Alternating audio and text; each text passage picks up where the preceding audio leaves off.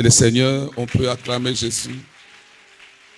Vos acclamations sont faibles, est-ce qu'on peut acclamer Jésus?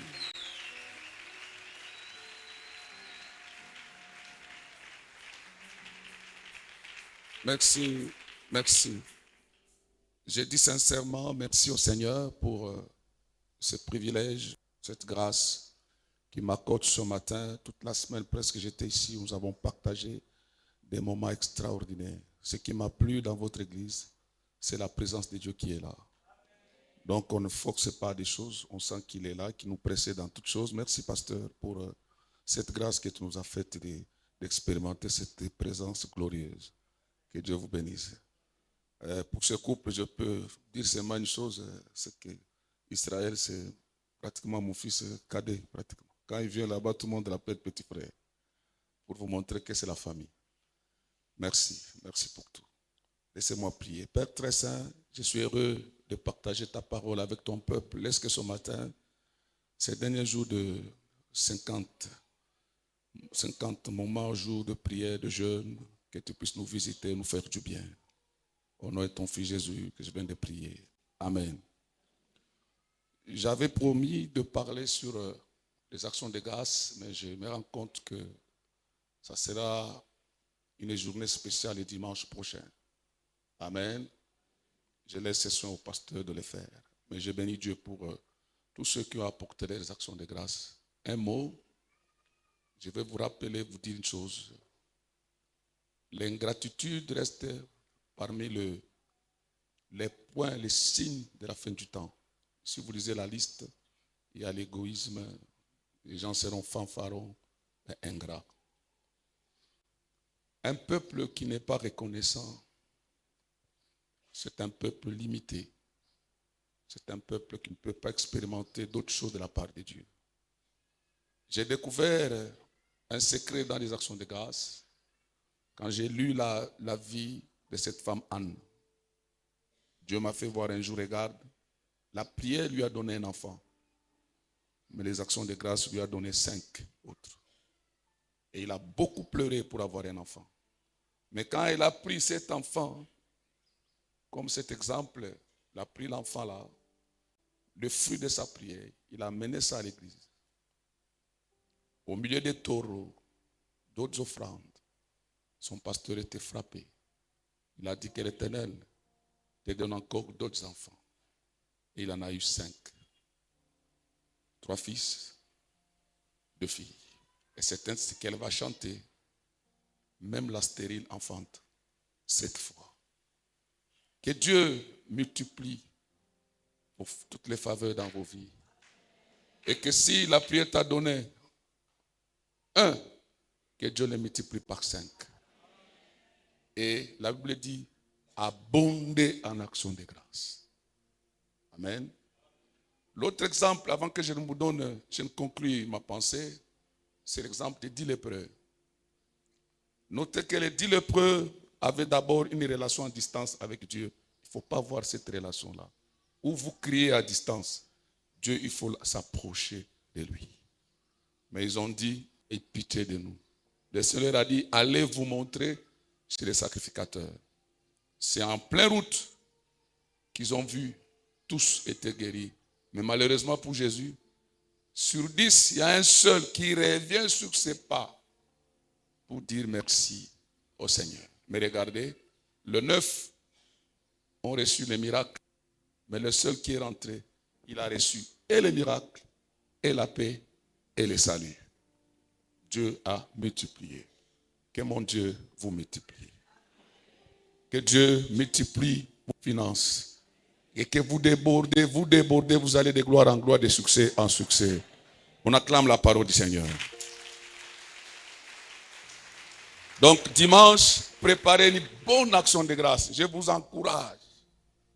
Si c'est le fruit de ta prière, Anne a amené que l'enfant que Dieu lui a donné. Il a amené ça à l'église. Le seul, et Dieu l'a consolé. Il lui a donné encore 5. Que Dieu vous bénisse en tout cas. Dimanche, venez en forme. Habillez-vous comme des enfants de Dieu. En cravate, correctement. Vous venez célébrer le roi des rois.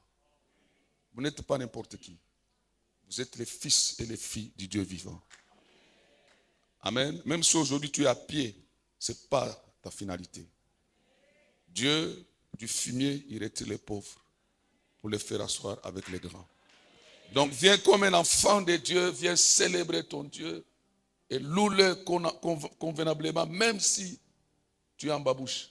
Viens le louer. Amen. Nous nous levons pour honorer la parole de Dieu. J'ai une brève exhortation, c'est ma conclusion. Et Dieu va nous faire grâce. Nous lisons notre texte de base. Nous sommes dans Exode 33. Exode chapitre 33. Exode 33. À partir du verset 12. Commence par là. Moïse dit à l'Éternel, voici tu me dis, fais monter ce peuple, et tu ne me fais pas connaître qui tu enverras avec moi. Cependant, tu as dit, je te connais par ton nom, tu as trouvé grâce à mes yeux. 13. Maintenant, si j'ai trouvé grâce à tes yeux, fais-moi connaître tes voies. Alors je te connaîtrai et je trouverai encore grâce à tes yeux. Considère que cette nation est ton peuple. 14.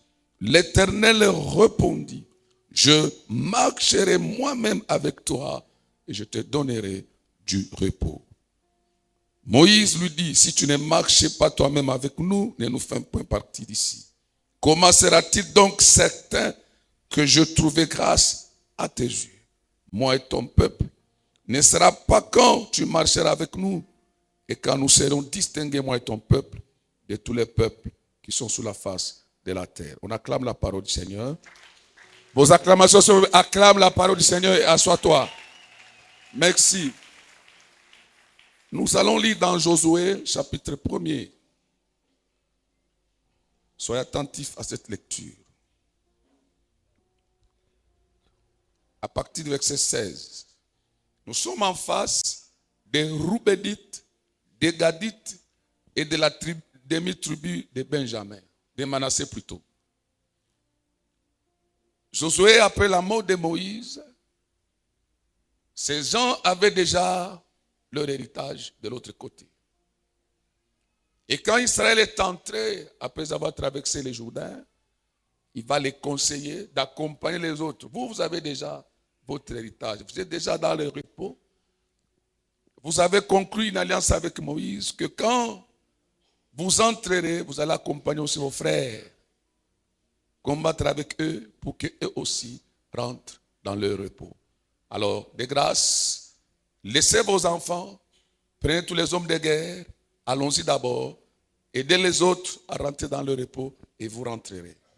Voilà maintenant, il répondit, nous sommes au verset 4-16, il répondit à Josué en disant, nous ferons ce que tu nous as ordonné et nous irons partout où tu nous enverras. 17, c'est le verset 17 qui m'intéresse, c'est là où je vais tirer ma conclusion ce matin. Nous t'obéirons entièrement comme nous avons obéi à Moïse. Suivez la phrase qui vient. Veille seulement, l'Éternel ton Dieu être avec toi comme il a été avec Moïse. Je répète, veille seulement, l'Éternel ton Dieu être avec toi comme il a été avec Moïse. Pour terminer, veille seulement, l'Éternel ton Dieu est avec toi. Il a été avec Moïse. C'est ma conclusion ce matin. Dis à ton voisin, veille que Dieu soit toujours avec toi, comme il a été avec Moïse. Les voisins de gauche et les voisins de droite, dis-lui cette merveilleuse phrase.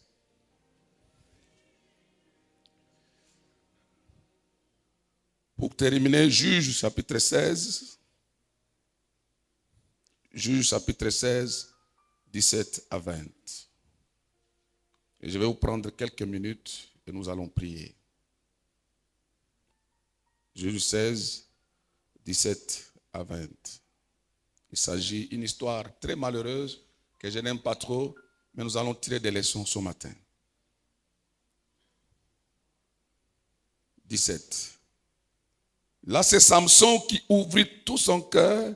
Il dit à Dalila, les rasoirs n'a point passé sur ma tête, parce que je suis consacré à Dieu dès le ventre de ma mère.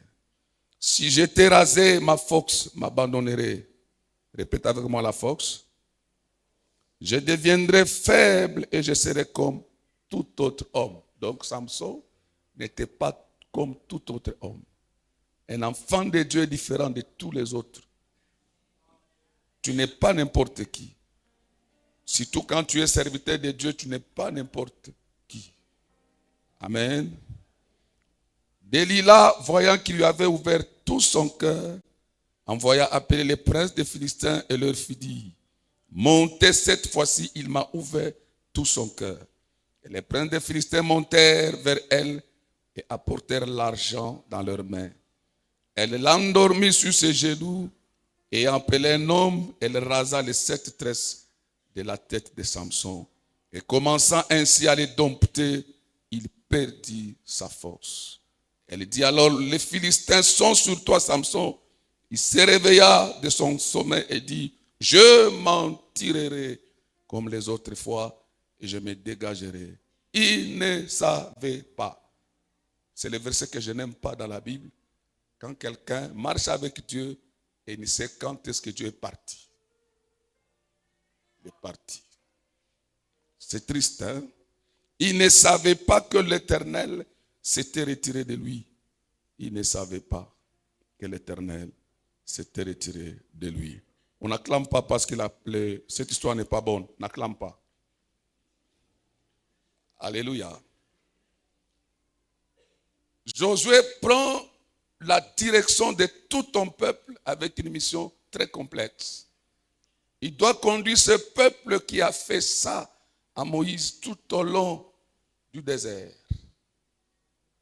Il a une lourde responsabilité et Dieu lui donne de grandes et précieuses promesses. Mais ce qui me plaît, c'est le vœu des Gadites, des Roubénites, de la demi-tribu de Manassé.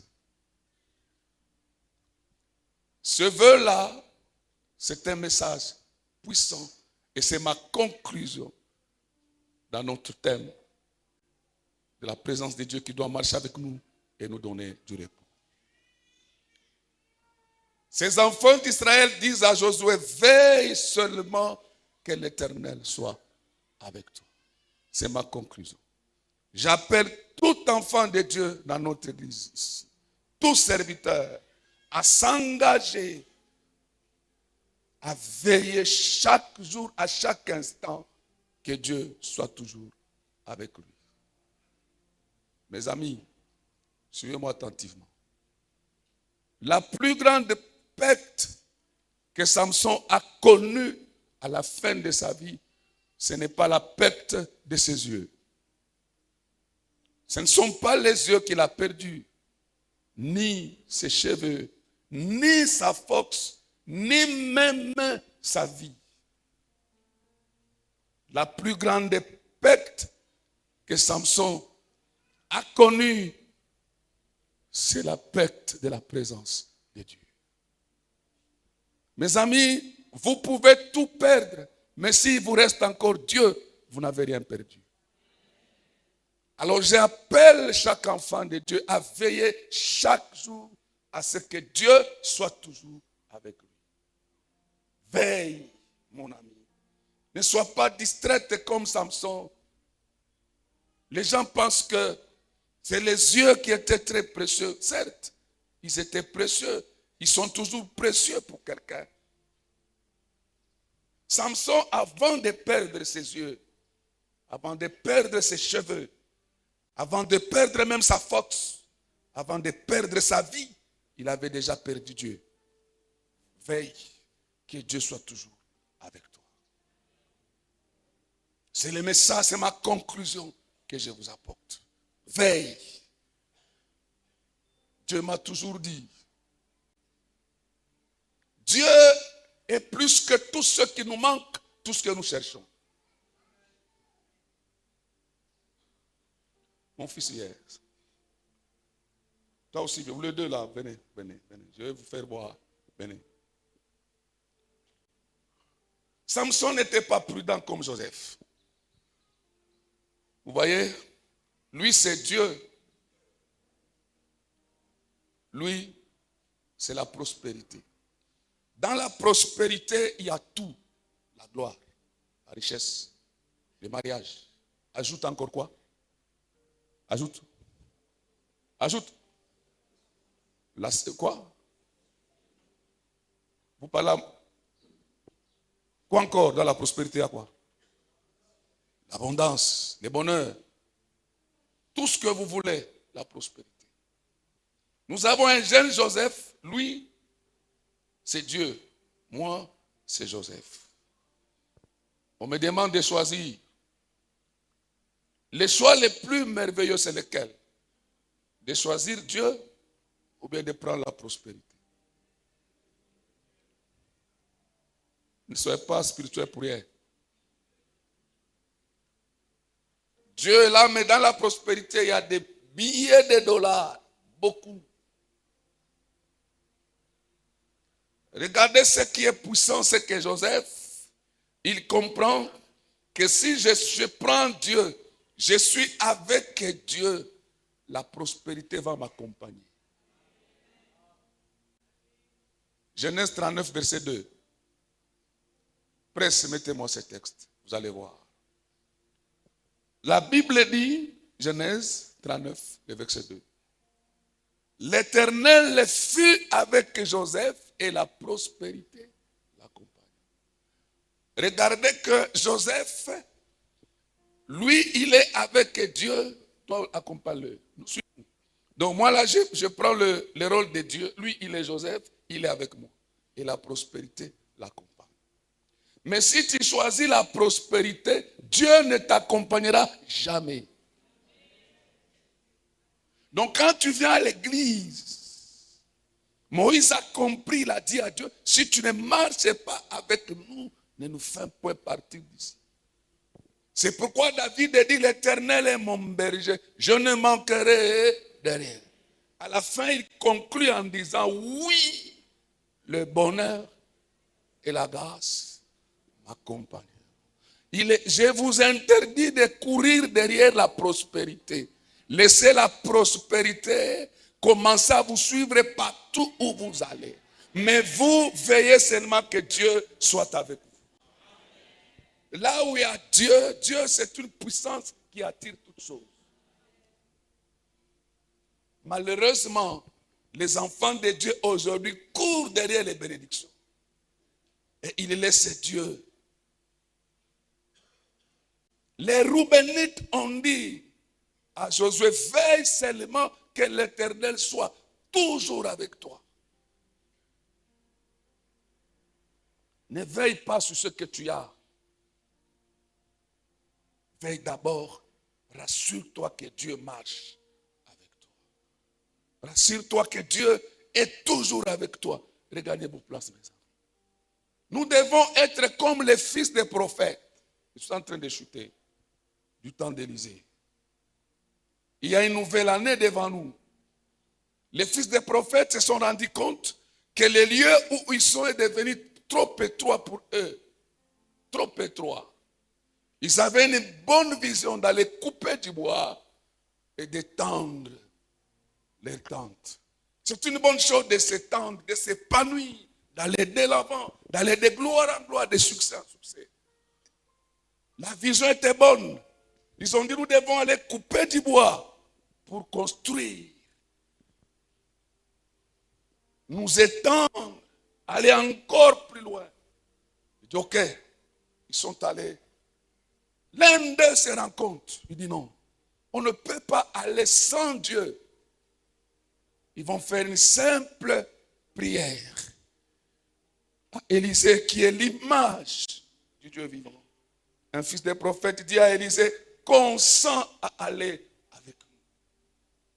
Il faut que chaque enfant de Dieu, à chaque moment, il se rassure que Dieu est avec lui.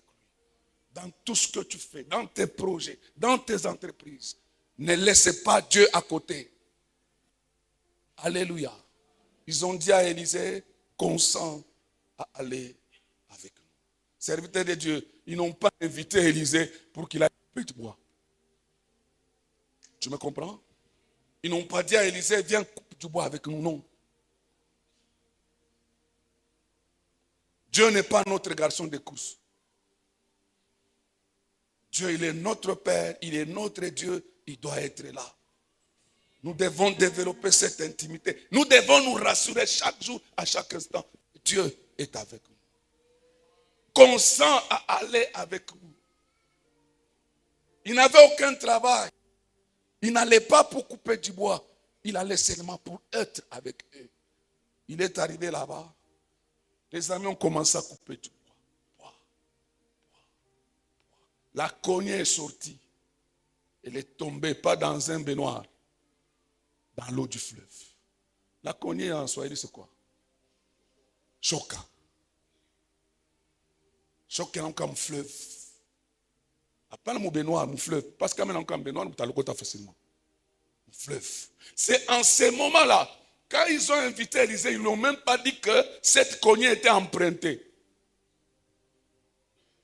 Eux l'ont seulement invité qu'ils viennent, qu'ils soient avec eux.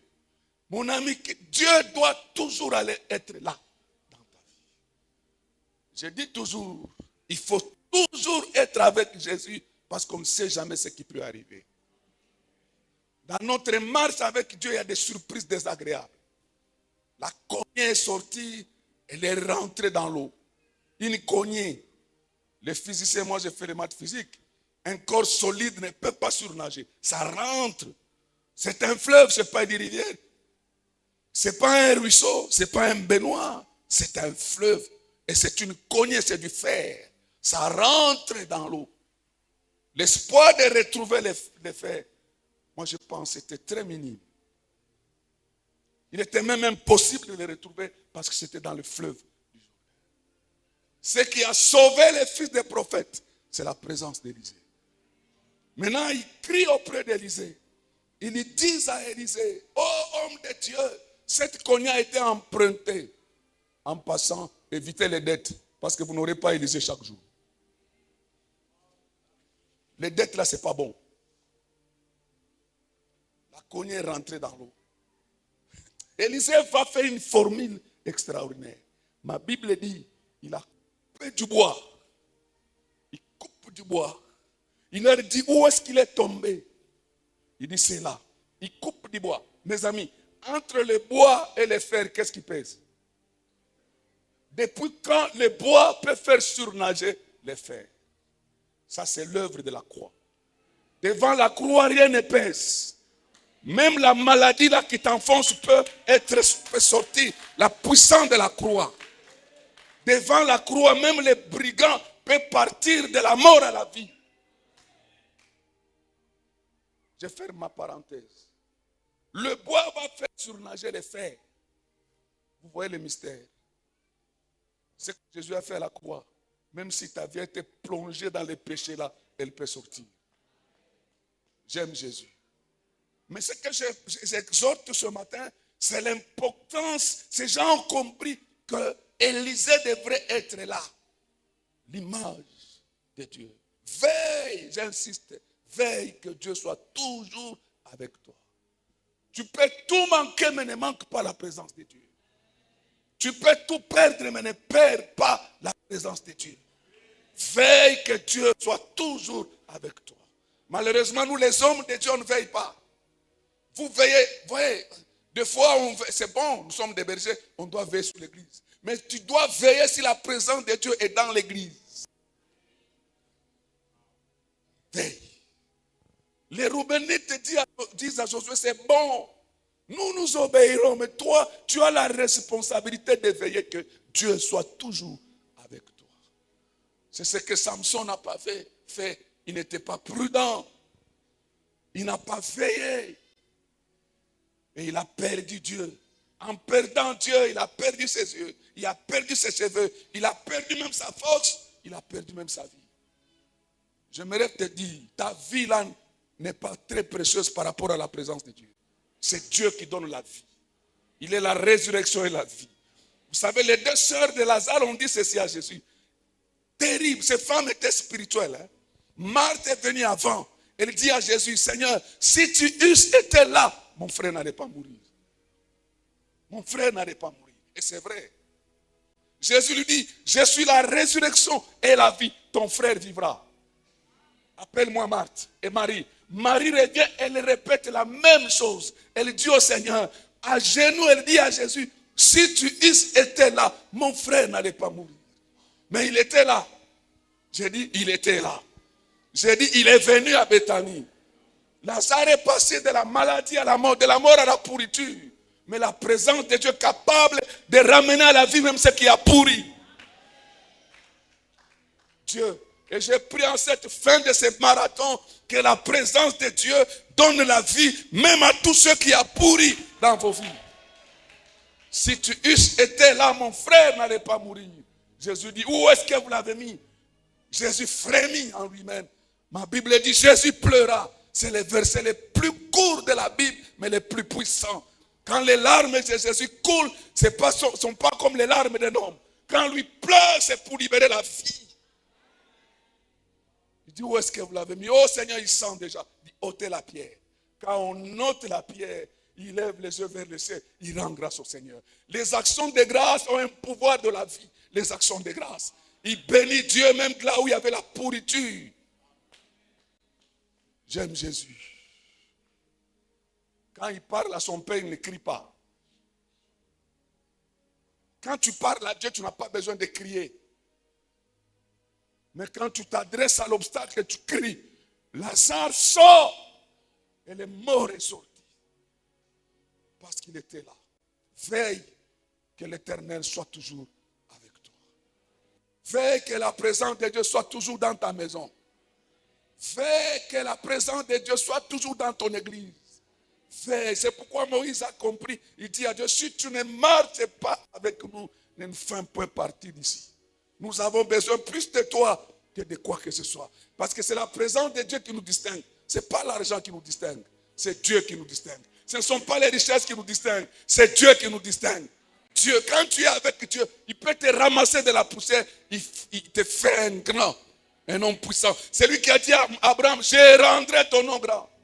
Ne te rends pas grand de toi-même. Tu as le pouvoir de te rendre grand. Toi, veille seulement qu'il soit avec toi. N'accuse personne dans cette vie. Ne te compare à personne. Tu es unique, tu as un Dieu. Tu es unique, tu as un Dieu. Toi, veille seulement que Dieu soit avec toi. Ne cherche pas que les gens te connaissent. Dieu est capable de te faire sortir lui-même. Toi, veille seulement que Dieu soit avec toi. C'est la chose sur laquelle que chacun de nous doit veiller.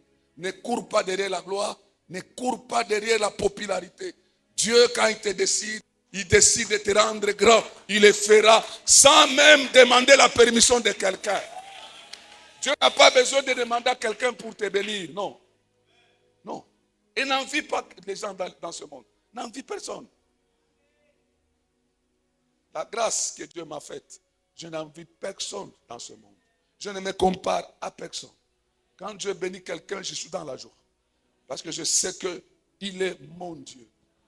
Ne sois pas comme les fils aînés du fils prodigue. Non. Vous savez, le plus grand péché de l'enfant prodigue, maman Bijou, ce n'est pas d'avoir pris les biens de son père. Non, d'avoir quitté la présence de son père. Parce qu'on ne peut pas réussir loin de Dieu. Impossible. Comme un poisson ne peut pas vivre en dehors de l'eau, l'homme aussi ne peut pas réussir en dehors de la présence de Dieu. Veille que Dieu soit toujours avec toi. Et il va, à un moment donné de la vie, tu vas te rendre compte qu'il te donne le repos de tous côtés. De tous côtés. Dieu prendra soin de toi. L'Éternel Dieu prendra soin de toi. Alléluia. Quand j'avais perdu mon épouse, c'était l'épreuve la plus complexe, difficile et compliquée de ma vie et de la vie de mes enfants.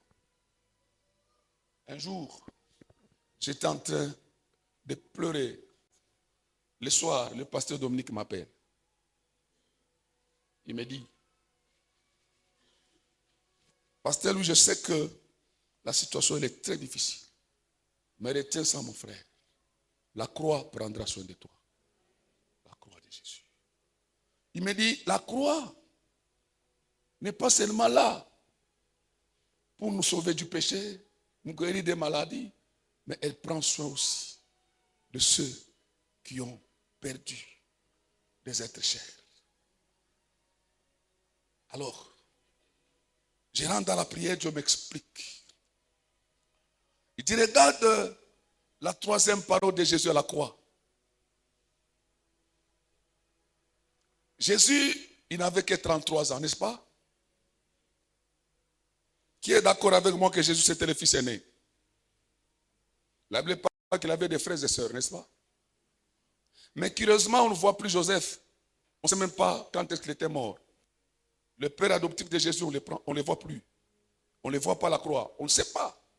À un moment donné, il a disparu. Les commentateurs disent qu'il était mort très tôt, Joseph.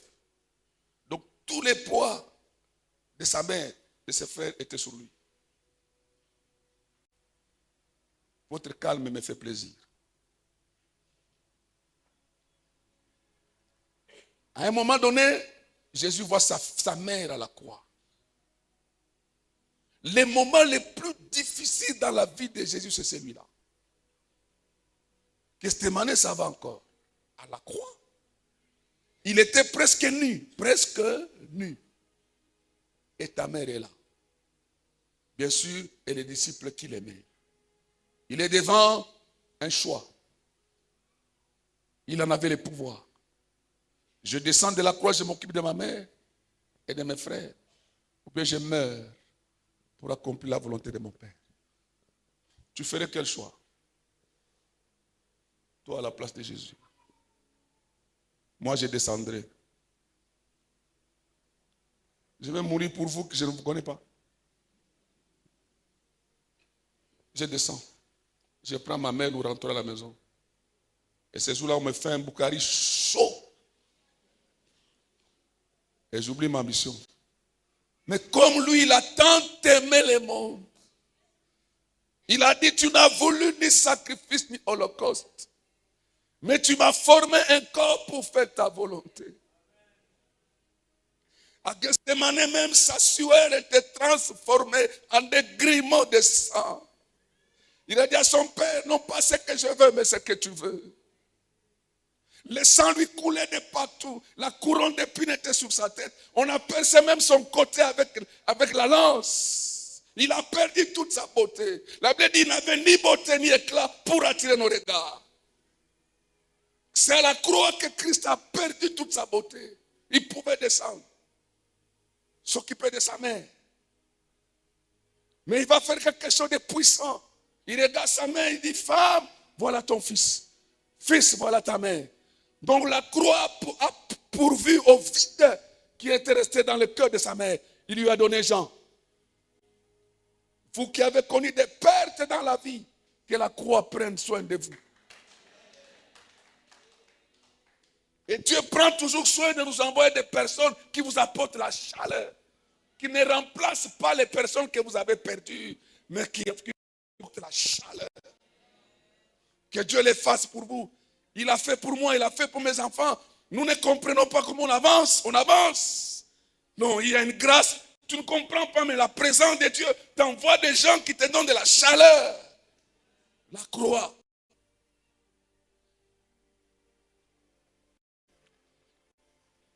J'ai parlé dans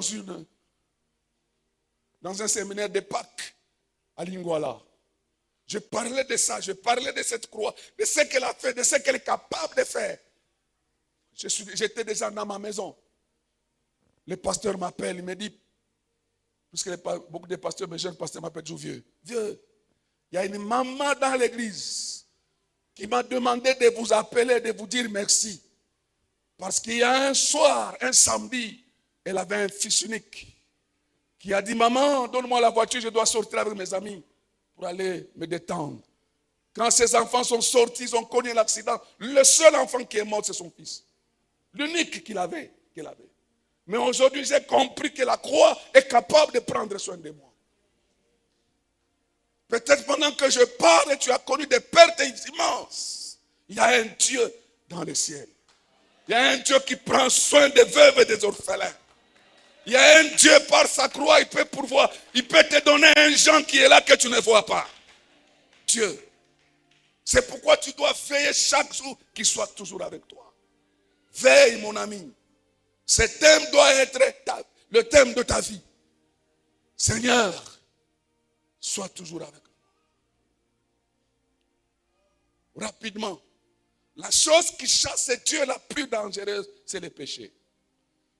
Dieu ne cohabite pas avec les mâles. C'est pourquoi Samson s'est rendu compte que Dieu était déjà parti. Le péché ne doit pas être un mode de vie. À la limite, un accident. Et quand ça arrive, reviens rapidement chez Dieu.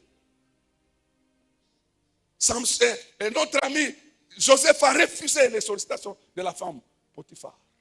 Parce qu'il savait. Il dit ceci: comment pécherai-je contre mon Dieu? La présence de Dieu était présente dans sa vie. Il ne voulait pas que Dieu quitte. Mais Samson a perdu Dieu avant de perdre ses yeux.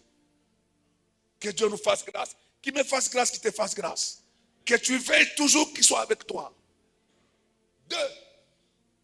Je termine par là. La prière. Dieu est plus proche de tous ceux qui l'invoquent. Deutéronome 4, 7, je termine par là. J'ai promis au pasteur de faire 30 minutes. Je m'arrête là. Deutéronome 4, 7.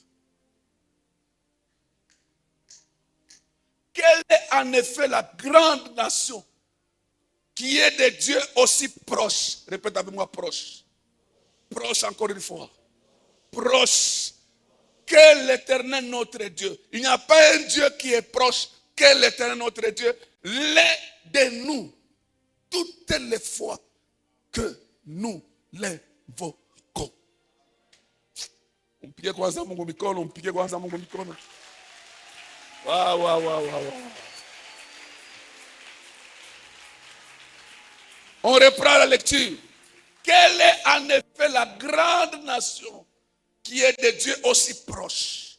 Répète avec moi, proche. Si tu veux que Dieu soit plus proche de toi, chaque jour, que l'Éternel notre Dieu l'ait de nous toutes les fois que nous l'invoquons. Chaque fois tu te mettras à genoux, Dieu va s'approcher de toi. Sois avec Dieu, il y a des choses qui vont t'accompagner dans la vie. Les choses vont t'accompagner. La prospérité va t'accompagner. Les mariages viendront te chercher. La gloire viendra te chercher. Toi, veille seulement que Dieu soit avec toi. Nous lisons ensemble le psaume 23 et on va clôturer par là. Psaume 23. On va le lire à haute voix et je vais prier le Seigneur. Cantique de David. Ensemble, 3. Donc, quand Dieu est ton berger, tu ne manqueras rien. Écoute-moi. Il y a des moments où nous ne comprenons même pas le chemin, mais nous avons les guides. Jésus, quand il est là, le bon berger, tu ne manqueras de rien. Veille que Dieu soit toujours avec toi. Tu ne manqueras de rien. Allons-y. Il me fait reposer. Il me dirige près des eaux paisibles. Il restaure mon âme. Il me conduit dans les sentiers de la justice à cause de son.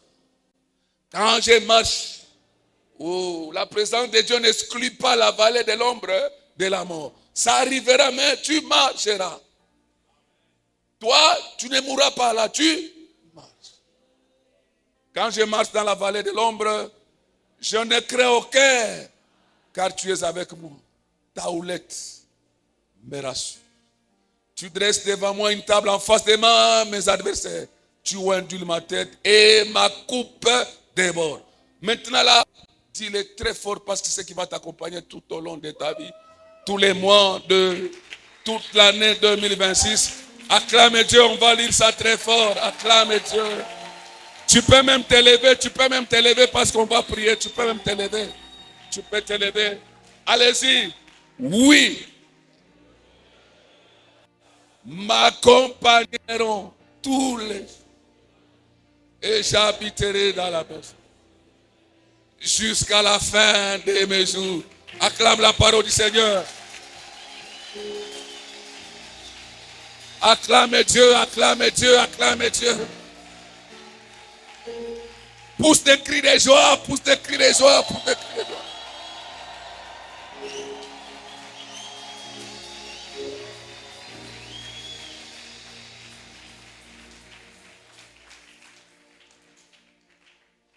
Tu es le Père de tous ceux qui ont les fils en eux. Tu es Dieu. Tu remplis le ciel, Adonai. Tu es le Père de tous.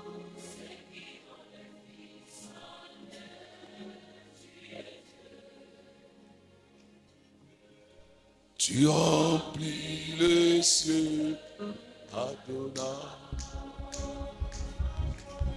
Nos mains sont levées, nous voulons t'élever, t'adorer. Oh, t'adorer, Seigneur. Et te célébrer, Adonai. Oh oui, tu es le Père. Tu es le Père de tous ceux qui ont les fils en eux. Tu es Dieu. Les cieux, Adonai. Oh, nos mains sont levées. Nos mains sont levées. Nous voulons t'élever, t'adorer. Oh, t'adorer. Et te célébrer, Adonai. Oh oui, tu es le Père. Tu es le Père de tous ceux qui ont les fils en eux. Tu es Dieu, Oh, tu es Dieu. tu remplis les cieux, Adonai. Adonai, toi le maître de mon cœur, Adonai, c'est bien-être qui demeure, Adonai. Sur ton nom je m'établis, Adonai. Sur ta main je m'accomplis, Adonai. Le plus grand de tous les noms, Adonai. Le plus fort de tout le temps, Adonai. Le Seigneur coulait en nous dans ce torrent d'amour, au parfum qui nous rend fous. Oh, nos mains sont levées. Nos mains sont levées, nous voulons t'élever, t'adorer, et te célébrer, Adonai. Oh, tu es le Père. Tu es le Père de tous ceux qui ont le Fils en eux. Tu es Dieu. Tu remplis les cieux, Adonai. Adonai. Avec l'église, toi le maître de mon cœur, Adonai. C'est bien-être qui demeure, Adonai. Sous ton nom je m'établis, Adonai. Sous ta main je m'accomplis, Adonai. Le plus grand de tous les noms, Adonai. Le plus fort de tous les temps, Adonai. Le Seigneur coulait en nous dans ce torrent d'amour, au parfum qui nous rend fous. Nos mains sont toutes, toi le maître de mon cœur, Adonai. C'est bien-être